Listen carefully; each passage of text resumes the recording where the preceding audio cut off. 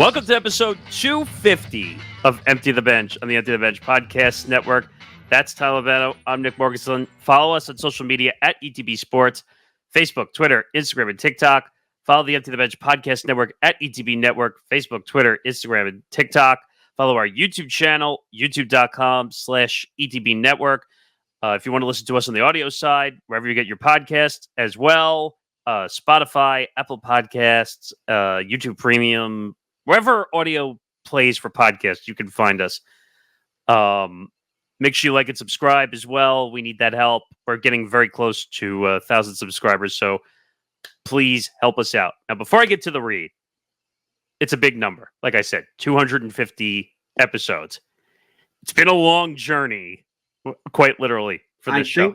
I think we very recently, I think I was at the end of August, passed our 5-year anniversary with this show alone.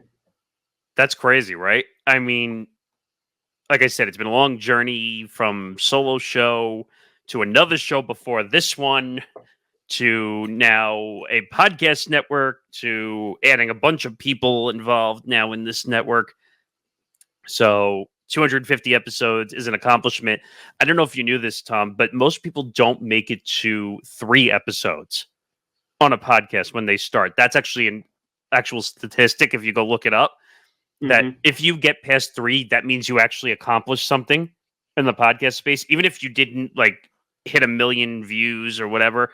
So I would say we pretty much passed that one with flying colors. Yeah. A lot to get to on this show as well. NFL.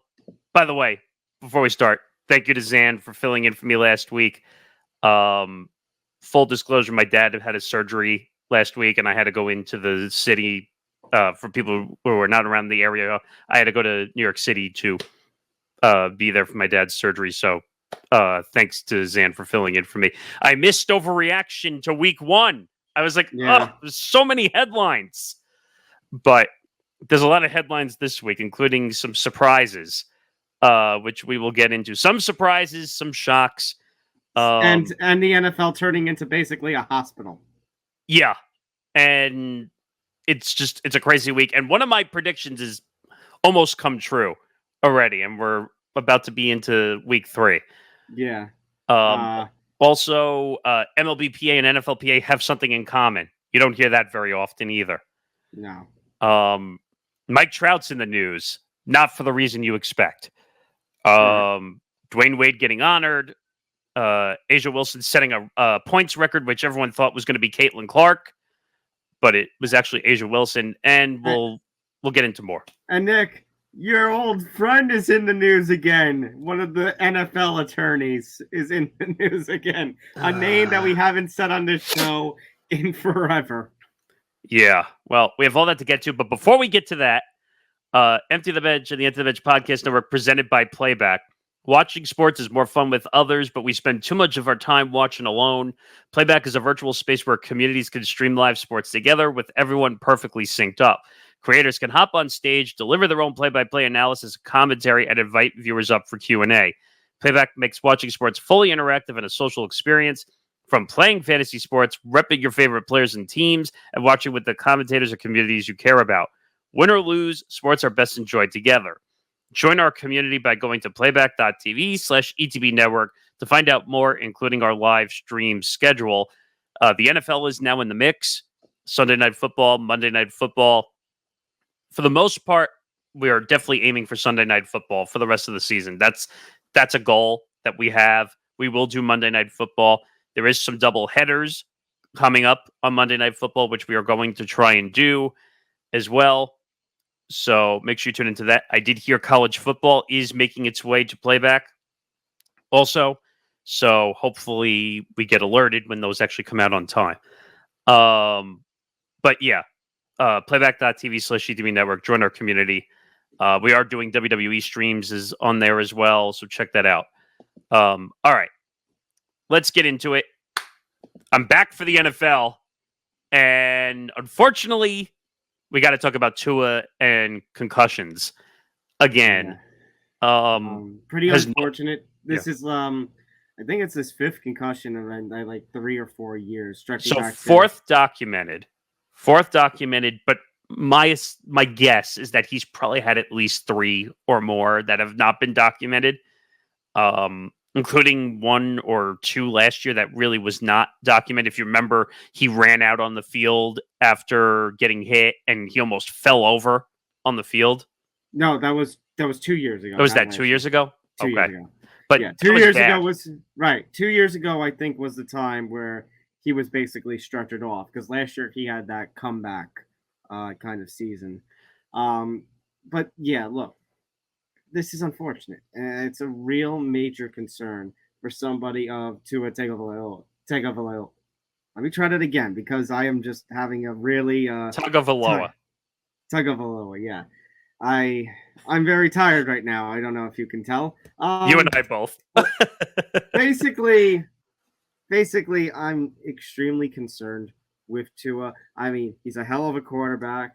He just got a huge bag from the Dolphins, and now he suffers yet another concussion, playing, a hard-nosed style that I think at this point, even though he has no plans to retire, and I really hope he doesn't retire, he's definitely going to have to, at the very least, change the way that he plays. Because we talk about it in other sports that when you get serious injuries, you talk about, okay, how is this player going to adjust his play style to, for the sake of his health and safety? I mean, we're going to be talking about an MLB player later today about how he could potentially change his career in the later stage of his career to maybe improve his own health on the field. So the same thing for Tua. I mean, I like Tua. I really enjoy Tua and watching him play, and he's a hell of a talent. But the way he got hurt, I mean, as a quarterback, you're supposed to slide. You're not supposed to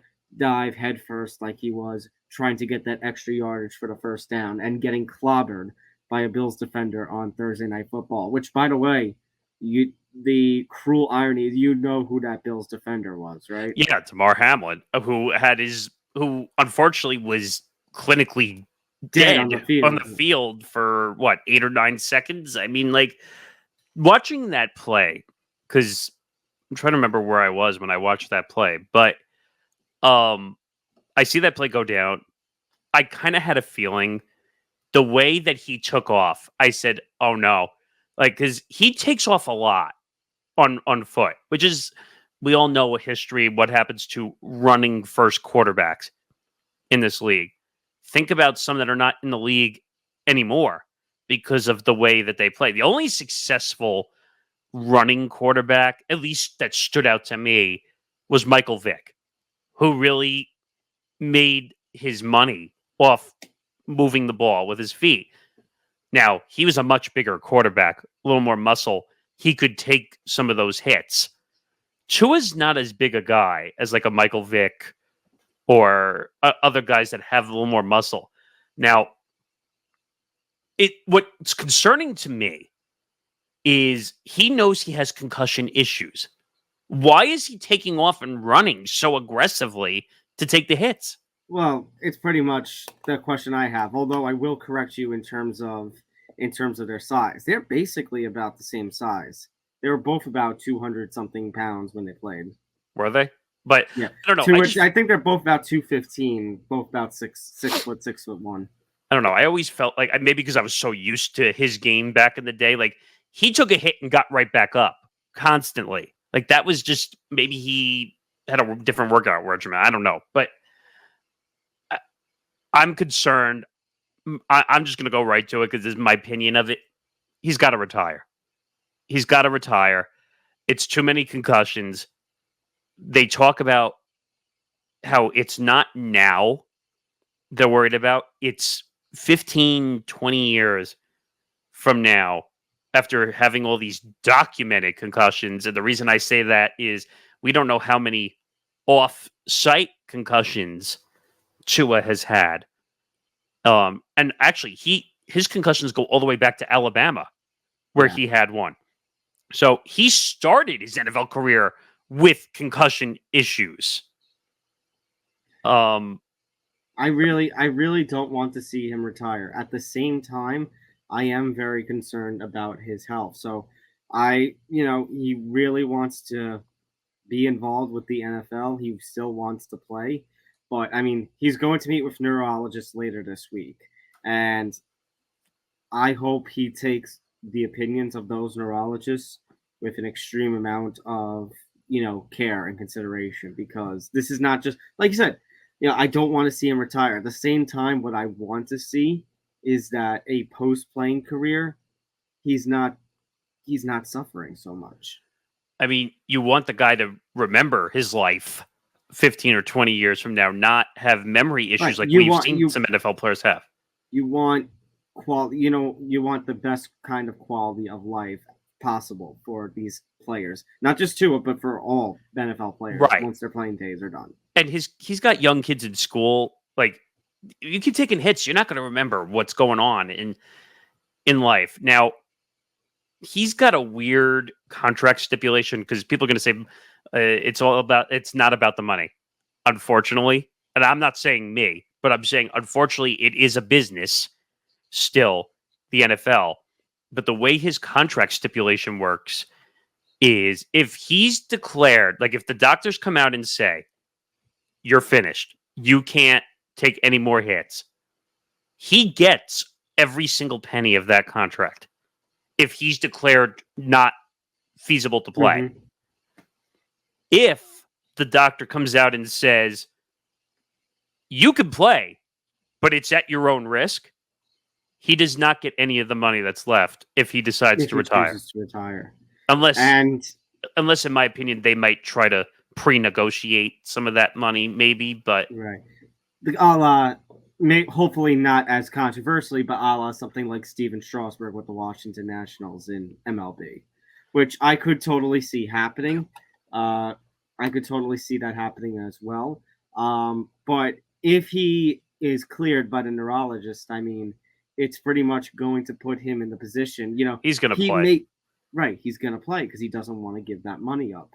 Well, it's not only that. I think NFL players are hardheads a little. He wants to play. That's the thing. He wants to play. I mean, think about it. Not just on the money, from both the money sake, the playing sake, and the pressure sake. They just gave him a bag to say, you are going to be, we believe in you. We have seen our team turn around ever since you have gotten here. We believe in you as the future of our team. And we talked about during the preseason how good this team can be with Tua at the quarterback helm, a solid wide receiver pair in Tyreek Hill and Jalen Waddle, pretty good running backs with Raheem Mostert and Achane. Yeah. So they really believe in Tua. And they, my hope is, again, I want to see this man play, but at the same time, I am concerned about his long-term health. The one thing I'll say also, and a lot of people are saying this, everyone automatically thinks, oh, well, the Dolphins have the best interest or best interest at hand for Tua. Now, but I'm actually going to counter. I know where you're going. I'm going to counter. Actually, no, I don't know where you're going with it, but I will state something that you just mentioned. You did mention that if he retires because he is medically not cleared, then he's getting every single dollar, which means the Dolphins are going to be paying for somebody who's basically going to be out of the league. Well, it would be insurance, which they have on most athletes. Okay, that's fair. But that's really not the huge point of the matter. But the big point is everyone is saying, oh, well, the Dolphins have the best interest at heart for Tua. Now, I would like to say mostly I agree with that. It's still a business. Right. That's I guess where I was going to. And I agree that's the cruel part of the business at times where, well, we're paying you $212 million. Go out there, lackey, and throw touchdowns, which I don't like that. Like, that's terrible. But unfortunately, when you give a quarterback $212 million, and I think it's like 150 plus guaranteed, I can look that up, but I don't know if they 100% have the best interests at heart for Tua. I think they do. I think there are people who do. If you ask Coach McDaniel, I definitely think he does. That one I agree, 1,000%. Because you saw his reaction after the game Like, distraught. And absolutely, in my opinion, I think that McDaniel is probably thinking that he's going to possibly head towards retirement. Like, it's a tough thing. It's a tough choice. I mean, Nick, when he was removed from the Thursday Night Football game, I don't know if you were paying attention to social media at that point. Literally, tweet after tweet after tweet was thoughts of he thoughts about, should he think about retirement or that Tua should retire. Like, it was just tweet after tweet after tweet. So this is a legitimate concern at this point. Okay, so he has 167.2 million guaranteed of the 212, which that's a lot. That's, what would you say? That's like 80% or 85% of it is guaranteed. Say the number again. 167 million of 212. I don't know about 80%, but 167 of 212? Yeah.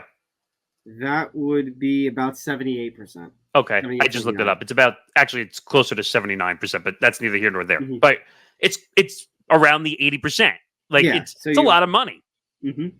So, again, I really don't want to speculate and use that video of conspiracy here, but I'm not going to play the sound effect because this one's too serious. No. But the reason I bring that up is because who's the doctor that's going to make the decision on that?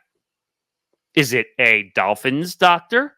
Is it an outside doctor? It sounds like it's going to be an outside neurologist. Because I was going to say a Dolphins doctor could come out and say, well, you're good. You can play. And then, or they could say, play at your own risk. Right. And there goes the guarantee. Again, to me and you and most sensible people, it's not about money. It's you want to remember that you played football in 15 to 20 years. So, my opinion, he's got to go. I don't want to see him go. I think he's dynamic and he's given the Miami fans something to watch because their quarterback room has been a disaster before Tua. Right. And we'll talk about the on-field consequences in just a second, but I want to see what the neurologist says this week. And again, I do pray that this is an outside neurologist. And if this outside neurologist gives the clear, I'll feel a little better. But the concern is always going to be there at this point. And even if the neurologist gives the clear and Tua plays on, I think at that point you're looking at one concussion left. I mean, if he comes back, because I don't know if he'll come back. Knowing Tua, right. And that's the thing with concussions. He could be out a couple weeks, could be out a month. We may not see him for the rest of the year. We don't know. I mean, we can get to the second banner, because that was confirmed that they were recording that, which is that Tua went on the IR. So that just confirms that he's going to miss a minimum of 4 games. So that right there tells you it's a serious enough injury that he was going to miss games. We knew that for a fact. Now, what's going to happen to Miami on the field? That's a whole different issue. You're not going to survive with Skylar Thompson for 4 games. I'll tell you that right now. Right. So now they're talking about potentials, like could they go get a veteran quarterback? I know we talked I talked with Zan last week. We were talking about Green Bay. Ryan Tannehill's name is now coming back into the conversation. Could the Dolphins go and get him, considering his history with the Titans? I was going to say he knows that system far too well. Right. I don't know. There's very weird speculation. We're going to talk about this quarterback later, but Bryce Young possibly being up for trade now with what's going on in Carolina. Not my first choice probably in Miami, considering that they have a lot of big stars and they want somebody that's going to fit in. Mm-hmm. But I don't know. This is going to be a long road, though, for Tua, whatever it is. Because, again, they also have to take the prior concussions into account to what has happened with Tua. If he comes back, he's got one chance. But the problem is, every hit, even a small one, is going to be watched like this. Microscope, yeah. And I don't know. It's too scary for me. Like, I understand it's $212 million. I understand it's $167 million guaranteed. But I think, how many years has he been in the league now? Is this like his third? Or He came. I think he was 2020. He was drafted. okay, so I'm sure he's made enough money that if, God forbid, he had to retire due to concussion, I think he can live. Like that's not the issue we're really focusing on here. I don't know. I think he should retire. I think he's got to hang it up. Like 4 documented concussions in the NFL level, 1 concussion at Alabama, and there's reports that he's had the 2 that happened in 2022 were not documented. So we're talking about possibly 7 concussions here. So I don't know. We'll see what happens. All right, but it's not just Tua that we're going to be talking about with injuries, because as I said at the start of the show, the NFL, especially when it comes to some of the bigger names, when it comes to teams and their stars, and well, even on the fantasy spectrum, just injury after injury after injury piling up. So obviously we've talked about Tua. Christian McCaffrey has now been placed on the injury reserve, so we're probably not going to see him until week 7, week 8. Hasn't even touched a football on the field in an NFL game yet this year.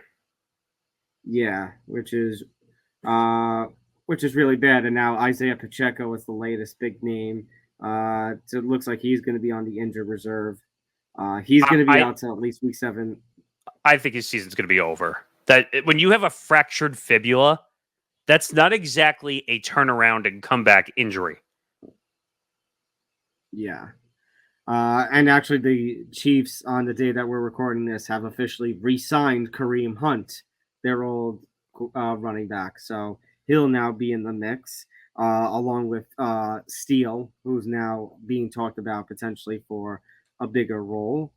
Cooper Kupp is going to be out for an extended period, which is a big blow considering that Puka Nacua is already going to be out for like half the season with a PCL injury. At least 4. He was put on temporary IR, but I think you're right. It's going to be longer. He's probably going to get moved to the actual IR. Yeah. The actual IR. And at that point, I mean, the Rams are going to be down their 2 big receivers. So all of a sudden, with the Rams, when we talked, Nick, about potentially them being in a wild card hunt, now you're looking at, I hate using injuries to say I'm right, but now you're looking more like the Seahawks getting a wild card spot than the Rams at this point. Well, we're going to talk about it because the injuries are going to flow into the next topic. I'm not going to say yet, but just records. But my point, looking at some of the way these injuries, the McCaffrey injury is a big blow, number 1, for the 49ers, just because he was part of both games. He's not just a running back. He's a guy who can catch passes, move the football, and it opens up the field more for guys like George Kittle and Brandon Ayuk, who looked really flat, by the way, against Minnesota this past week. Really flat. Well, we'll talk about the surprises there, too. Just look at some of these. With Skylar Thompson now being promoted to the QB1 in Miami, Tyler Huntley has been signed off of Baltimore's practice squad. So now he'll be how many practice squads has he been signed to? Holy cow. Quite a few. A.J. Brown is now going to miss a couple of weeks with hamstring injury, which is a huge blow for Philadelphia. You could tell Philadelphia was missing him bad when they got upset on Monday night by the Falcons. I mean, and it was one of those freak warm-up injury accidents where he said that he felt tightness in the hamstring and that was it. Which actually, if you actually speaking of, Graham Gano actually suffered a right hamstring injury, the kicker for the Giants, during the kickoff of the Sunday game. And because the Giants did not elevate anybody off of their practice squad, of course, Jamie Gillen, the punter, was basically doing both kicking and punting on Sunday, which played a role in some of Dable's play calls, which ended up with the Giants losing, but that's neither here or there. Also, there actually is another name when we're talking about quarterbacks and we're talking about injuries that we're kind of forgetting here. No, not your quarterback. I'm talking about Steelers Nation, let's ride. Russell Wilson with his hamstring. He hasn't touched the football yet. It's been Justin Fields for 2 weeks, and it's looking like he's going to have a third week. You know what this kind of reminds me of? It reminds me of when Tom Brady took over for who's the quarterback that Tom Brady took over for? Drew Bledsoe. It reminds me of that situation where Drew Bledsoe got hurt and Tom Brady basically took the job over and never gave the job back to Drew Bledsoe. Mm-hmm. That's what Justin Fields is now. Like, this is his opportunity to grow into a starter role and say, hey, Russ, there's the door. Bye. Well, I talked about how, I don't feel like Justin Fields, you look at what Chicago's doing right now for Caleb Williams. Justin Fields never really got that kind of treatment. Did Justin Fields do great? No, but it's like it goes both ways there. But the franchise screwed him. So this is a concern. The NFL losing all these stars so early into the season, this is really bad. Well, you're leaving out one which, for the most part on the wide receiver side, I think he's going to be okay. But Justin Jefferson, who took a massive blow, right? And unfortunately, we don't have any update on him on how much time I gasped when I saw that injury when he got hit. I was like, "Oh no!" Oh, that's right. Actually, that was a double down because he went down, and then Nick Bosa also went down, and it's like, So for full context, my dad's a Vikings fan. My brother's girlfriend is a San Francisco 49ers fan. So they both go down in the play, and it's like the whole room just loses its breath. That's wow, that's a crazy combination. Okay. But I saw the injury. I said, I hope his season's not over. That's what I was, because then they said he went back to the locker room. He was being walked off the field, and he didn't come back. Yeah. I was like, oh no. Like, the Vikings have had enough injuries, no more. I know that it's cursed, and yet they're still 2-0, which leads to our next topic. By the way, the reason for the crazy, because my brother's girlfriend is from California. So, okay, that makes sense at least. Yeah. But let's talk about some of those surprising teams. So the Vikings, somehow they're 2-0 despite being absolutely cursed, and despite Sam Darnold leading the quarterback. And Nick, I'm just waiting for the other shoe to drop, because we're going to talk about Carolina soon. I'm like, this is what happened when Sam Darnold started in Carolina, that they got off to a good start. We're like, oh, and then everything eventually fell back to earth. Okay, but we are going to talk about this a little bit, but that organization is trash. So not wrong. With the Vikings, they actually have decent pieces. They needed a quarterback in place. Obviously, JJ McCarthy drafted, obviously, this past year. Gets injured in the preseason. Season is over. Doesn't even get to touch the field. You bring in Sam Darnold, and I know this from prior experience because I know how this goes. But you know what? I got to give him credit. Now, the two teams he beat, I would say one was bad in the Giants. And the other one, I was very shocked by. Yeah. I mean, hopefully that shows that, hopefully for the sake of me trying to have entertaining football with actual stakes attached to it, that the Vikings are actually going to be legitimate. Right now, the Vikings are atop the NFC North, 2-0, and everybody else in that division 1-1. The Giants could have been in the mix of things. I mean, everybody in that division's 1-1 or 0-2, but that's either here or there. I would say the Lions' loss to Tampa was a little bit of a disappointment. There were so many shocks with week 2. We'll get to that. The Ravens are now an 0-2 team. That was a pathetic loss, in my opinion. To the Raiders, it was terrible. And Nick, speaking of, so the Bengals are 0-2, losing to the Chiefs, which people kind of expected, but the last drive of the game, and everyone's really pissed because, of course, the Chiefs win on the last drive of the game with Taylor Swift in attendance. Right, but they actually got that call right. The pass interference, yeah. Interference, definitely called right. I can't say I'm going to ignore the complaints by fans on social media because the defender got there early with contact. Correct. But, Nick, based on tiebreakers, based on the way that the games have played out, the Ravens are actually last in the AFC North. They're actually beneath the Bengals with 0-2 records. I'll give you the statistic that I gave you the other day. Teams that start 0-2 are 6% to make the playoffs. I was just looking at some sort of sheet. I forget where it was, somewhere on social media, just like a random Facebook page, that like pops up now and again, of like a list of odds at this point for teams to make the playoffs. The Ravens are tied. This sheet, I don't know where it came from, but it had the Ravens tied with the Giants with like 14% chance to make the playoffs based on that they're 0-2. I think the only team that was beneath the Ravens and Giants was, I think it was the Panthers. Well, that's not a shocker. But the Ravens shocked me. The Raiders, I don't think we can call them a garbage dump anymore, to be quite honest. No. Like, they have good pieces. Now, I do question Minshew Mania a little bit from time to time, but he's not a bad quarterback, though. Like, I said it on our football forecast show that he acts like a veteran, even though he hasn't been around for as many years as people make it out to be. And he can fit into a situation when a quarterback gets hurt, and he can kind of hold the fort down for a long period of time. He did it in Philadelphia a little bit. He did it with the Colts. I mean, the guy manages to keep a career, and that's what he's going to be. He's going to stay on a team for 1 to 2 years, and then when they don't need him anymore, somebody else will pick him up, and that's what he's going to be. He's going to be the veteran experience guy. He's going to be like what Kyle Orton was for the Dallas Cowboys, backing up Tony Romo. And remember, Kyle Orton got $10 million to sit behind Tony Romo. Yeah. Well, I needed to give Kyle Orton all that money because I had such a damn good team. It's a shame. We should have won a Super Bowl. By the way, speaking of shockers. How about them Cowboys? I mean, by the way, congratulations to the Saints for breaking a record, by the way, with 40-plus points in back-to-back games.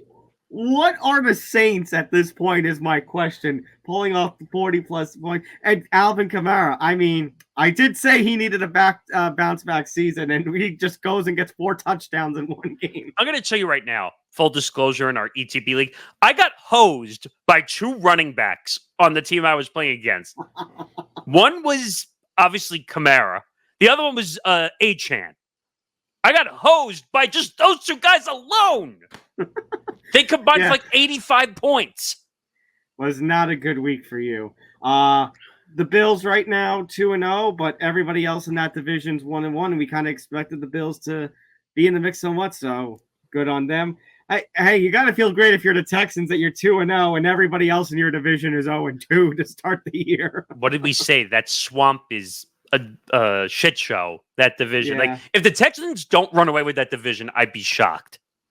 Chargers 2-0, which is actually really surprising. I mean, Quinn Johnson so far delivering. The Harbaugh experience so far through 2 games is going well, which, I mean, I'm a Justin Herbert fan, so happy for him, but let's just hope the momentum sticks through Is it shocking, though? Is it shocking that they're 2-0? Look at the 2 teams they played. Okay, fair enough. They played the Raiders, which, again, I'm not saying that we shouldn't take them seriously, but they played the Raiders and they played Carolina. They should be 2-0. Chiefs, surprise, 2-0. And then Steelers, as you mentioned, 2-0. So this is a big opportunity here in that, Justin Fields they said Russell Wilson's leash was very short. Well, the way he's playing, Russell Wilson may not have any sort of leash. I don't think he's going to see the field. They already announced that Justin Fields is QB1 next week. So what does that go to tell you? Now, I'm looking at their schedule just to get an idea of the next couple of weeks. So they're home for the Chargers, ironically. I think that's winnable. Justin Herbert didn't look good last week, and he took a really big hit last week. Then they go on the road to Indy. Now, we don't know which. I said this last time on Football Forecast also. It's Indy is a wild card. You're either going to get a really good team or a really crappy team. You have no idea which team you're going to get. Then Pittsburgh is home for Dallas on Sunday Night Football. I don't know. The way Dallas got hosed this past week. I don't know what to expect with Dallas. Well, you know what's one thing? If you're Mike Tomlin, you might feel pretty okay right now that, I'm probably going to have another winning record. Maybe. It's too early for that, but Seahawks, like we mentioned, Rams 0-2, Seahawks 2-0. For all the crap that Geno Smith was given by you guys on the NFL preview shows, He and his team have delivered so far. Right. I mean, again, look at who they played, though, in the first two games. They played Denver to start. That was a close game, by the way, 26-20. Mm-hmm. And there was an inkling for a while that New England could have possibly won the game against Seattle. They should have won it in regulation, but that's New England for you in a nutshell. I think that's also a really surprising team is that New England manages to beat Cincinnati. Now, granted, Cincinnati's a little weak in the area with no Higgins and Chase, whatever his situation is. But then, they played a competitive game and could have beaten Seattle. That New England is definitely a surprising team thus far. So, I mean, good for Drake May and Mayo. Right. Now, Seattle has a tough schedule coming up. 3 out of their next 4 games. Well, I don't know, depending on what Miami's situation is. So they play Miami at home. Then they go on the road for, I think that's Monday Night Football at Detroit. And then they play the Giants at home. And then they play the 49ers at home. So 3 out of those 4 games are considered tough. I don't know about the Giant game. But I don't know. It'll be curious to see where their record goes. Looking around at some of the other stuff. AFC East. We talked about New England. Buffalo being 2-0. That's really not a surprise. The Jets being 1-1. They probably should be 0-2, but they got really lucky at the end there. I don't know. If Buffalo doesn't win this division the way it looks now, with Tua being out, you have to take Miami out of the division equation now. Yeah. So I think this is Buffalo's to run away with now. I mean, it's a huge opportunity for the Jets too, but I know you're not going to believe that. I mean, they almost lost to Tennessee. Just looking around at some of the others, Cleveland didn't really show me much. Deshaun Watson looks terrible, by the way. We'll get to him later. We're getting him next. Oh, okay. But Ravens 0-2 look bad. Cincy, haha, I was right. 0-2. I'm gonna dance on them until they actually decide to win a decent football game. I will say they played really good against the Chiefs for sure, but you got to stay home. Like they can't win. Let's just say for what it is at this point, Nick, with the AFC. I know it's only 2 games, so it's kind of an overreaction. But at this point, it's looking like the Chiefs are going to get to another Super Bowl. Probably. The way I look at it, it's Chiefs are bust. I really think this year.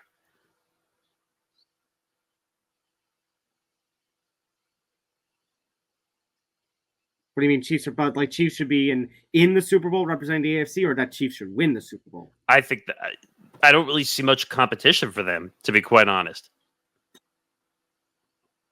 Well, we'll see how the rest of these weeks play out.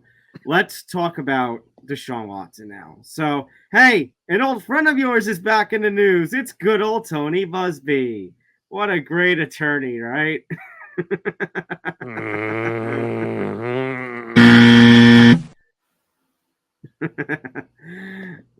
Well, Buzbee, you give the buzzer to Buzbee, but Tony Buzbee apparently, Nick, surprise, surprise, is representing that woman who recently filed the lawsuit that Zan and I talked about last week. And according to Tony Buzbee, despite the fact that the NFL has said, they're not going to have any sort of action against Deshaun Watson, given what the already having the settlements, already have the suspension, that this woman will meet with the NFL. Yeah, not surprised. I mean, again, I think this is partially stemming back still to 2020, at least from what they're talking about. But he's not going to get suspended again. Like, if people think that he's going to go on the commissioner's exempt list or whatever, it's not going to happen. He's been suspended 10 games and settled stuff outside of court. I mean, he's not getting suspended. The NFLPA, even though as much of a dirtbag Deshaun Watson is, I really don't care. It's not the NFL's just going to sweep it under the rug like they do for everything else and they're going to say, "Well, we already suspended him," and the NFLPA is going to defend him because that's what the NFLPA does. They defend everybody. I mean, one, that is their job, but two, you know, I think, Nick, at this point, I'm looking at social media, and basically you have some Cleveland fans who, the way that Deshaun Watson's playing on the field, trying to look at that contract to see if there's any sort of, moral clause or something that can get them out of that contract and that big, buttload of cash that he got a few years ago. I don't know if there actually is going to be a way out of that contract, but, there isn't. There's no way out of this contract at all. There's zero. It's fully guaranteed $300 million plus contract. By the way, the Haslam family is probably the dumbest ownership in the history of the NFL. By the way, they must really, and considering what Baker is doing down in Tampa Bay, they have to be really kicking themselves. Well, I don't know. That's a little different just because, again, the Browns were a much different team when he was the quarterback. Agreed. But Nick, you look what happened last season. The Browns ended up making the playoffs without Nick Chubb or Deshaun Watson. Agreed. But at the same time, I think where Baker has found a home in Tampa Bay, and a good home, even though I don't know if I really trust Todd Bowles as much as I could throw him, but well, he's a defensive coach. How often do you see a defensive coach really succeed as a head coach? You still hold very sour feelings. I get it. Yeah, but this whole thing with Watson, like, it's going to follow him the rest of his career. You're going to see a lot of women come out, and I'm not blaming them. If they have a legitimate case, go after Deshaun Watson. I'm totally fine with that, to be quite honest. But you're not going to see too much of it unless there's a really horrific case that we don't know about. And it's kind of like what I said with Zan last week, which actually goes back to when the two of us and a few others were sitting around in 2022 following along with this story. Part of it is, and I say this, we can talk all we want, about Roger Goodell and the expansion of the game and the safety of the game.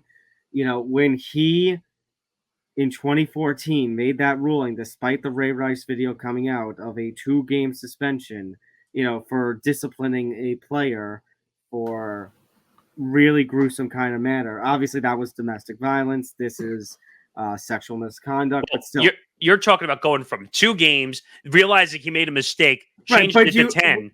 Do you remember when the Deshaun Watson, they had that third-party attributor, the arbitrator, and basically, remember what they said was essentially they couldn't give Watson too major of a punishment that he probably could because of how light the NFL has been.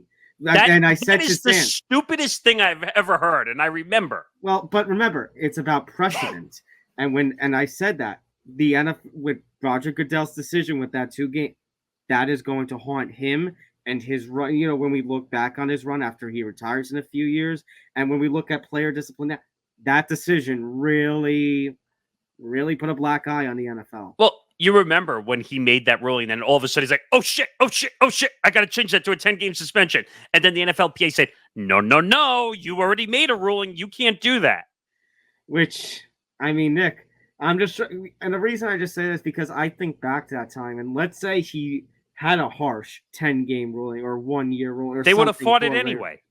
They would have fought it anyway, but do you think we have as bad of a controversy with the Deshaun Watson case now, if he wasn't so light back then? I mean, I understand the point you're making that if he was harsh on any punishment time around, it's about precedent. Yes, then, and I think that's accurate here, that if he controls that properly, then the NFLPA can't go back to that and say, look what you did. You can't do that. You can't do that. You can't do that. Like, it's dumb. Now, domestic violence or sexual assault, they're both bad in their own rights. Really bad. Now, the settlements should have given it away to the NFL, that he had to settle the cases, because he's claiming, oh, I didn't do anything. And what do you mean you didn't do anything? And he's just trying to get, everybody and all this legal matter off him. But I even said it was Zan last week. The fact that we're near 30 cases, that expression where there's smoke, there's fire. Yes. I heard that clip last week. Yeah. And it's 100% accurate. When there's one, that usually means there's another 10 or 20 somewhere down in the distance somewhere. So he's not going to get suspended. So, we could be mad and spit fire on this as much as we want, but the NFLPA is going to defend him as much of a dirtbag as he is. Yeah, and Tony Buzbee can go take a hike too. Even though he's defending the women, by the way, who deserve to have defense, but I don't like the way that you don't like the way he goes publicly about everything. I don't like that, and I also don't like that he's very social media active as a lawyer. That's concerning to me a little. Yeah. So basically you're telling Tony Buzbee to buzz off once all this is done. I think you made that joke the last time we did the story. Well, speaking of buzz off, Bryce Young has been told to buzz off out of the QB1 position. I hate to say this, but and people are going to say, but Nick, what do you mean you said this? Go back to our NFL previews. There is proof of this, Tom, right? I said this during that I said he's going to either get benched or he's going to get cut at the end of the year. I think this happened a lot sooner than we expected, though. Now, the one thing I will say is the Panthers ownership or Panthers brass, however you want to refer to it, is trash. Complete trash. And who's their owner again? Richardson is their owner? No, I thought Richardson got moved out. It's Tepper. Or is it Tepper now? I'm looking that up. It's Tepper. It's David Tepper. Okay. But is he the same guy who threw the beer down on the... Yes. Yes. Okay, so we're talking about a bad guy. Just a really bad guy in general. And I don't know who made the choice. I'm assuming it's him. It's his team. If he chose to bench him, I don't know. But there's no clarification. As of the time we're recording this, there's no clarification on who made the call. So I never liked him out of school. I don't think he had the exact game to be a number one overall pick. Who were the other quarterbacks? Do you remember who was taken at the top with him or no? So this would be 2023. So that would be CJ Stroud. I mean, oops is what I would say at the top of that draft. Imagine if you could have had CJ Stroud now. Right, because then the Houston Texans took Stroud at 2 and then took Will Anderson at 3. Back-to-back Rookie of the Year picks. I mean, it's crazy, right? I mean, I don't think Bryce Young is going to last in the NFL very long. I think the Panthers and then Anthony Richardson, of course, but I don't want to forget him. I think he's going to have a decent career, though. I think once he finds his legs, but the Panthers are up shit's creek without a paddle. I think that's the nicest way I can really say it. But the Panthers are in trouble as a franchise. They haven't gotten it right. They haven't gotten the coaches right. They haven't gotten their team right. I mean, who's their best receiver? Adam Thielen? Is that their best wide receiver? And that's not saying much. I like Adam Thielen, but yeah, basically.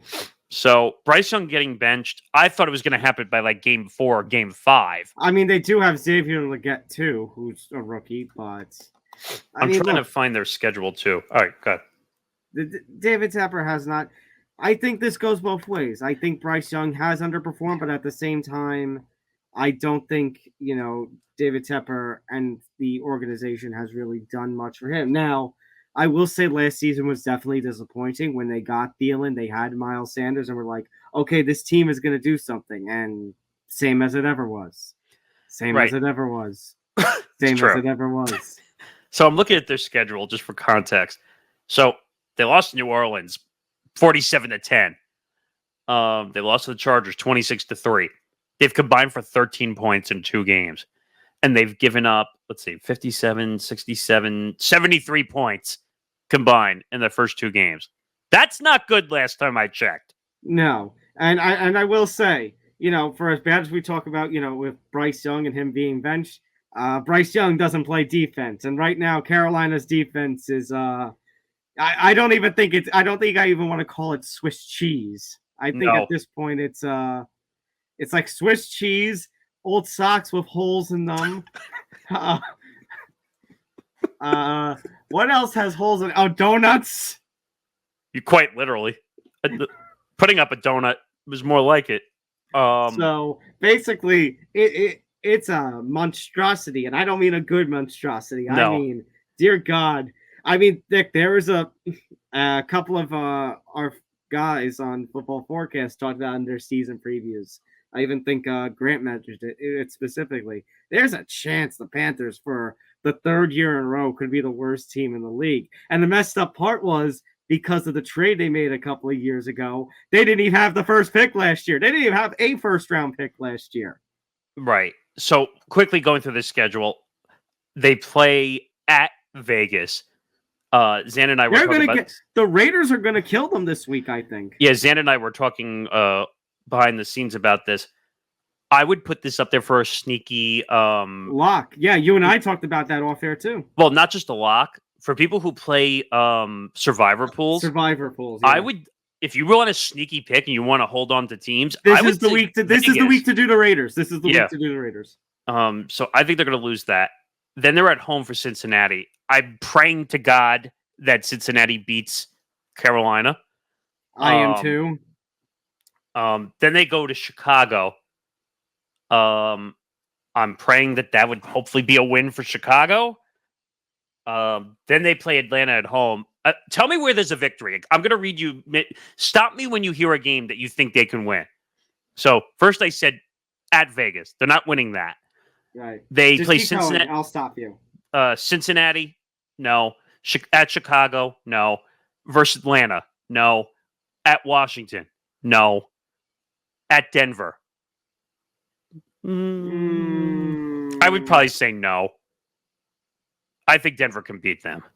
I think so too. I think Bo Nix has the capability. Go one more. Okay. Let's see. New Orleans at home. They're not beating. They're not winning that. Go one more.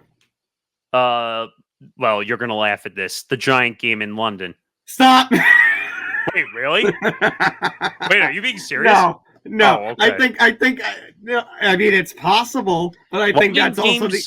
London games have done wild things before. No, it's not London. Germany. I mean, Germany. Excuse me. Whatever. International games do crazy things, though. They do, and that's the thing. That's why I'm not counting it out. At the same time, the Giants should win that. It's the only time. It's one of the only times this year that the Giants should win. But at this point, Nick, the fact that the Giants lost to the Commanders, they're gonna start 0-4 at this point. Okay, for all intents and purposes, let's say that's a win. Stop me. It's still, if you hear one. Okay. Kansas City at home. No. Tampa Bay at home. At Philadelphia. Well, I'd be careful with Philadelphia, but at the same time, they should win. Versus Dallas at home. Stop. Now this is no. I don't mean stop as in they're gonna win. I mean stop. You're killing me. That we think that Carolina could win any of these. So the only unique one. So the next one is Arizona at home. Arizona did well against the Rams, though. Okay, at Tampa Bay again, and then at Atlanta to end the season. I mean, divisional play also sometimes brings out weird things, but like you said in the preview, they're probably only going to win 2 or 3 games, maybe even one. With this schedule, you would be pissed if one of the 2 wins was a Giant game in Germany, right? Probably. But that's the only game I really see them being like 1% competitive in. Agreed. And I don't want that to happen because that's my birthday weekend. I don't want the Giants to lose in that kind of fashion. Oh, man, that would be hilarious if it actually happened. But our point is Carolina's a dumpster fire. And that's right. it. And my other point is I can't believe that Andy Dalton is still in this league. Oh, right. I forgot to make that point, too. When I heard that, I said, oh, shit. Wait, Andy Dalton's still in the league. Well, he's here once again. Guess who's back? Back again. Dalton's back. Tell your friend to avoid the Panthers games. Yeah, really. Yeah, Panthers tickets are going to be very cheap in Carolina this year. I think someone, Johnny, who used to be here, he said at one point, like, I think there was like 25-cent tickets going down there or something. Can you imagine walking into an NFL stadium and saying, "Here's a quarter"? Or you hold up $1. 4 tickets, please. That reminds me of Avenue Q. Give me a quarter. Give me a dime. One other big story, and then we got a couple of smaller ones. The MLBPA and the NFLPA are both suing betting companies, which include FanDuel, DraftKings, Underdog, and Bet365. A bunch of the companies that you see on TV for sports betting over basically it's NIL, name and likeness usage. Now, let me clarify one thing. We're not talking about from a college standpoint. Right. So when they say NIL, they mean name, image, likeness of professional athletes. Correct. I read this and I said, I'm not surprised. Number one. So basically, they're calling online sports betting big business. MLB players accuse the defendants of flagrant violations of state laws, protecting the right of publicity, saying nearly every active player's image appears on their websites and mobile apps. I would question that sentence a little bit. Because when you go on betting apps, and if I can pull this up really quick, I will try. But you just see names on a betting app. Okay. And I think that's going to be the question that it all comes down to is that, again, look at the words name and likeness. So, their images, I agree. I don't remember ever seeing them on, if you look at a sports. Unless you're running a promo of some sort. Correct. So the promos might be another separate thing too. But the question is, the question it's going to come down to is, you see a bet and it's for Bryce Harper to hit a home run in this game. Are they legally allowed to use Bryce Harper, or does that belong to the Players Association, given that name and likeness? I can't believe I'm going to pull this reference out, but this is blasphemous, if I had to say one thing. Because you're basically saying, we're not allowed to put your names on an app to bet? So it just no, but I'm just trying to picture this. Imagine if this is like old school college football game, video game style, where it's like, okay, number 34 of Philadelphia, does he hit a home run tonight? I mean, it reminds me of the card companies. If you remember, Topps bought out the rights to the names, so when you would open up packs of other cards, it would be their picture. No jersey, just the color of the jersey, because no one else had the rights.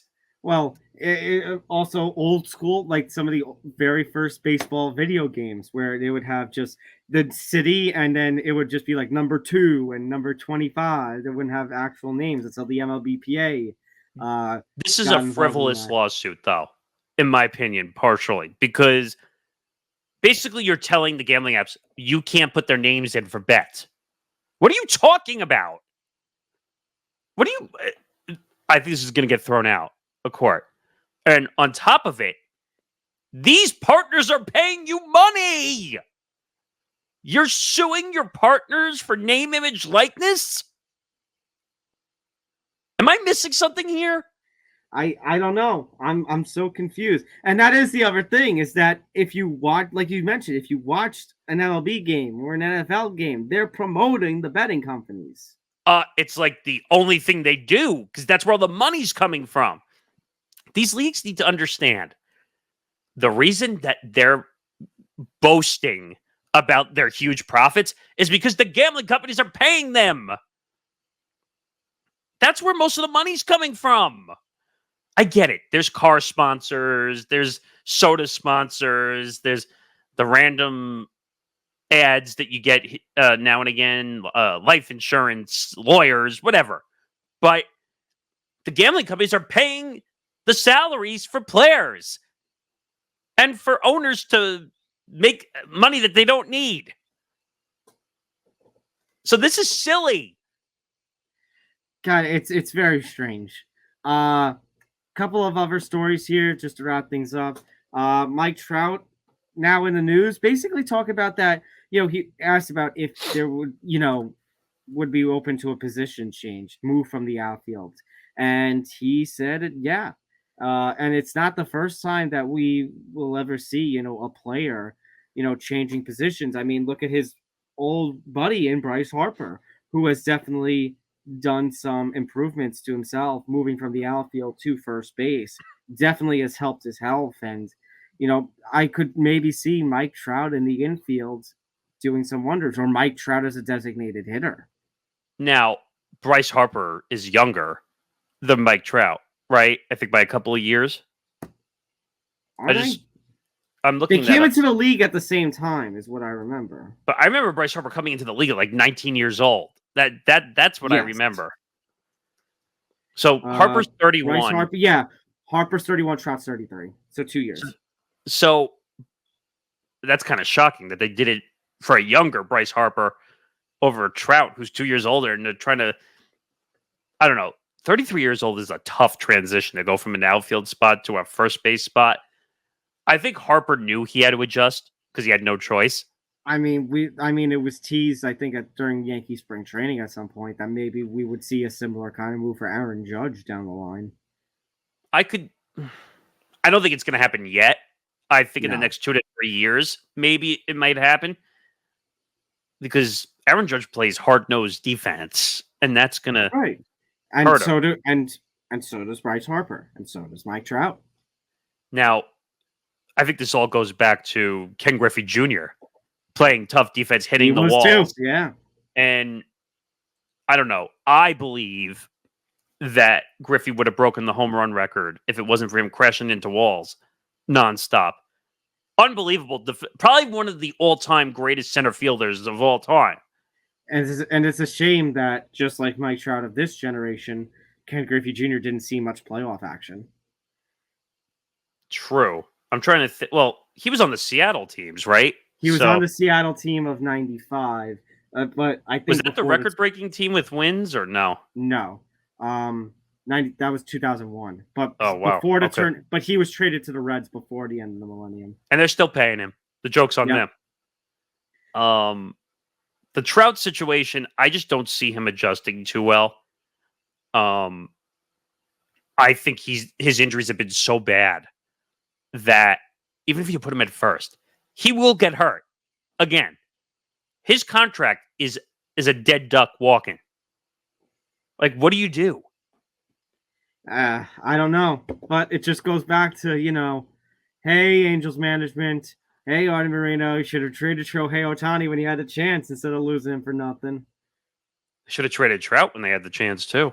Yeah, but oh well. Looks like the Angel rebuild is just going to keep on rolling. Oh, unfortunately, he might be dead before he sees a playoff team again. Just, and hold on. I want to see if the Angels, because I think the Angels are playing the White Sox tonight. Yes. It's like, are you really going to ruin the history that could happen with Chicago? So no update on that one. But I wouldn't be surprised if the White Sox miss out on their history because the Angels just suck. Sounds about right. Just a couple of basketball headlines, good basketball headlines. Dwayne Wade's going to be honored with a statue outside of Miami Heat's arena. And I mean, I when we talk about the big three, Nick, we reflect on a time with the big three when we were basically teenagers. For all that LeBron, did when he came over to the team from Cleveland, I always said that, I was a little bit Heat hater when I was younger. I couldn't stand the big three, but I said the one person of that big three that I could stand and watch play all it was Dwayne Wade, because that was his team. I remember, first starting to get a little bit into the NBA when I was in middle school, and one of those years was the year Dwayne Wade and Shaquille O'Neal teamed up in Miami to win a championship. Dwayne Wade has done so much for that city. I remember all the hearts breaking when he left Miami, went to Chicago, bounced around a little bit before coming back. Dwayne Wade is a Miami legend, and this is going to be well-deserved to have a statue of him outside of their arena. Yeah, 3-time NBA champion, 13-time NBA All-Star, NBA All-Star Game MVP 2010, 2-time All-Star NBA first team. the guy's a Hall of Famer. He will be a Hall of Famer when that time comes. He needs to be. 3 titles, 06, 2012, 2013. If it wasn't for Dirk, they would have had another title. And that was the first year the big three came together, if I'm not mistaken. Yep. So they probably could have had 4 titles. It will always be Dwayne Wade's town. Always. Anyone who said when LeBron and Bosh and all them came to town, well, it's LeBron's town. No, it's not LeBron's town. It will always be D Wade's town in Miami those years with the Heat. He was the leader, de facto leader. LeBron was the best player on the team, no doubt. But Dwayne Wade will always be the captain of the ship when people look back at those teams. So, again, well-deserved statue. I do find it interesting, though, that he's got ownership in the Jazz and not the Miami Heat. But that's neither here nor there. I mean, Derek Jeter always had ownership in. I said always. Derek Jeter had at one point had ownership with Miami, even though known as a longtime Yankee legend. Which, by the way, all this talk about Jazz, everything is connected with Jazz. Dwayne Wade is part owner of the Jazz. Miami once had a player named Jazz who is now a Yankee. Yes. Oh wow. I forget. Totally didn't even think of those two pieces. Three degrees together. Of Jazz. Exactly. You like jazz? You like jazz. The other thing I want to say about, because you brought up Shaq, that was like a secondary revival for Shaq in Miami. Yes. Getting to add another title. Wade and Shaq really worked well together for that title. No one expected them to win a title, by the way, at that time. So, but it was cool to see, because obviously when I was little, it was around the time of the three-peat, the dominating team of Kobe and Shaq in LA. Then they have their differences. Shaq leaves the team. So it was cool to see, Shaq win a championship individual. I mean, he had Dwayne Wade, but when I say individual, I mean away from Kobe. And then later on, during my high school days, to see Kobe win back-to-back championships, 09 and 10 with the Lakers. Right. And I think that was the Lakers Celtics year, right? So 10 was Lakers versus Celtics when they were both the most recent champions. Right, because that was historic, because that was like the first time in decades that they faced each other in the NBA Finals. But this is well-deserved in every way, shape, or form. Like, he will be at the top of the Miami legend list. Him and Alonzo Mourning, actually, too, will be at the top of that list forever. For sure. And speaking of being at the top of the list, to end things off, you would think the new WNBA points record here, AJ Wilson, congratulations to you. Yeah, incredible player. The Las Vegas Aces are one of the top teams in the WNBA. It's crazy. Like, it's a Nick, you're an NBA fan. Yeah, I know a little bit about the WNBA too. So you have the Aces, you have the New York Liberty. Those are the top 2 teams right now in the WNBA. A'ja Wilson was like averaging 20 points and double-digit rebounds across the WNBA. And everyone thought, Caitlin Clark was going to be the one to break the 1,000-point mark. Well, no, A'ja Wilson has been around for a long time, and our show Game Changers, which is our women in sports show, actually covered this too. Like, she's an incredible athlete. Like, that team is incredible too. Caitlin Clark will have her time in the sun, but it's not right now. For sure. All right. That is going to do it for this edition of Empty the Bench, episode 250. 250 episodes down, and hopefully here's to another 250 more. I mean, incredible run. What'd you say? It was 5 years? We got to 5 years. 5 years just passed, yeah. So more to come. Make sure you follow the show on social media at ETB Sports, Facebook, Twitter. Well, you know what? We should stop saying Facebook because we haven't really been posting stuff on Facebook, Instagram, Twitter, and TikTok at ETB Sports. Hey, you know what? Hey, you're using the old name for Twitter anyway. So X, whatever. And then also follow the Onto the Bench Podcast Network at ETB Network, Instagram, Twitter, TikTok at ETB Network. Follow our YouTube channel, youtube.com/ETB Network. I think we're about 10 subscribers away from 900. So if you're watching this right now, I'm looking into your house. I'm looking into everywhere that you are. hit that subscribe button. I'm demanding that you hit that subscribe button right now. I'll give you 5 Don't take this the seconds. wrong way, Nick. Don't take this the wrong way, Nick, but you are creepy. I'm giving you 5 seconds right now. Right now, 5 seconds. Hey, I'm the one who does the 5-second warning on Tough. Okay, 5 seconds is up. I hope you subscribed. Here, just go listen wherever you get your podcasts. And shout out to our friends over at Playback. Go check out our schedule as we update it on the daily whenever we can have the opportunity to broadcast some football. Obviously, Dan is going to be doing NXT weekly. Well, we have now. Dan and Dan because it's 2 Dans now doing. 2 Dans? Okay, so it's the Dan and Dan show. The Adventures of Dan and Dan with NXT. Yes, instead of the Adventures of Pete and Pete. That was a good show. Hey, yeah, you knew the reference I was going with. Good. Yeah, well, I should know 90s Nickelodeon. And then, Nick, of course, we're 1 month away from the NBA, and that will make a return on Playback. Yes, finally. Don't get me wrong. I love the NFL. It was about damn time that they got the NFL. But we will be doing the Sunday NBA Night was Football. Our base. The NBA was the base of the relationship with VTV and Playback. So that'll be That's fun true. to have. We will be doing Sunday Night Football, like I said, for most of the year. That's the plan because that's the easier of the 2 games to really do. I did see that the Giants and the Jets have Sunday night and Monday night back-to-back again in October. So we are going to try and get both those in, even if both of our New York teams stink to high hell. But we will do all that. I think there is a plan. We did the Thursday kickoff, even though it wasn't part of the deal. I think there is still a plan to do at least one Thursday game, particularly one involving the JETS on a certain holiday. It'll definitely be spooky, all right? I did promise. I said I would wear an Aaron Rodgers mask for Halloween. I hope you live up to that promise. I got to see if I have to figure out how I'm going to do that. But that'll do it for episode 250. Tom Albano, Nick Morgasen, another 250 plus on the horizon for this show. We've had a blast doing this show. We've gone through some updates and improvements on this show over the years, and I think you and I have gotten in a groove for this show where it is now. And like I said, we grew a network, and we have some other stuff coming down the pike.